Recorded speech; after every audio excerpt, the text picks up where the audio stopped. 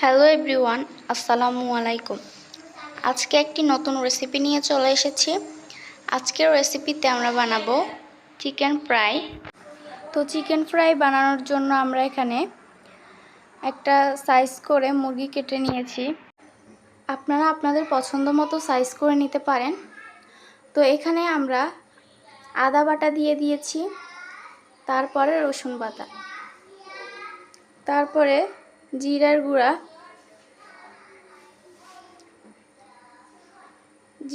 দেওয়ার পরে আমরা এখানে দিব হলুদ গুঁড়ো, পরিমাণ মতো দিব,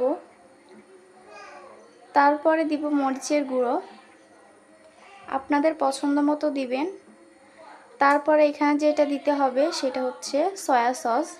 তো এখানে হচ্ছে সয়া সসটা আমরা 2 চামচ দিয়ে দিব। দেওয়ার পরে এখানে যেটা দিতে হবে সেটা হচ্ছে লেবুর রস। এই লেবুর রসটা অবশ্যই দেওয়ার চেষ্টা করবেন। তারপরে দিব পরিমাণ মতো লবণ। এখন আমরা হচ্ছে এখানে কোয়েল পাখির ডিম 2টা ভেঙে দিচ্ছি। আপনারা এখানে মুরগির ডিমটাও ইউজ করতে পারেন, বাট কোয়েল পাখির ডিম দিলেও কিন্তু অনেক বেশি মজা হয়। তো এইগুলো দিয়ে আমরা ভালোভাবে মশলাগুলোকে চিকেনের সঙ্গে মিশিয়ে নিব। এখন এটাকে 15 মিনিটের জন্য ঢাকা দিয়ে রেখে দিব। এখন হচ্ছে আমরা এখানে চিনি ছাড়া টোস্ট বিস্কুটকে গুঁড়ো করে নিব। আপনারা চাইলে এখানে ময়দা বা ব্রেড গামস ইউজ করতে পারেন। এখন আমরা একটা কড়াই নিয়ে নিয়েছি, এর মধ্যে তেল দিয়ে দিব আর চিকেনটাকে সেই বিস্কুটের গুঁড়োর মধ্যে ভালো করে মিশিয়ে তারপরে তেলের মধ্যে দিয়ে দিব। আপনারা এই চিকেনটাকে মিডিয়াম আঁচে ভালো করে ভেজে নেবেন, না হলে উপর দিয়ে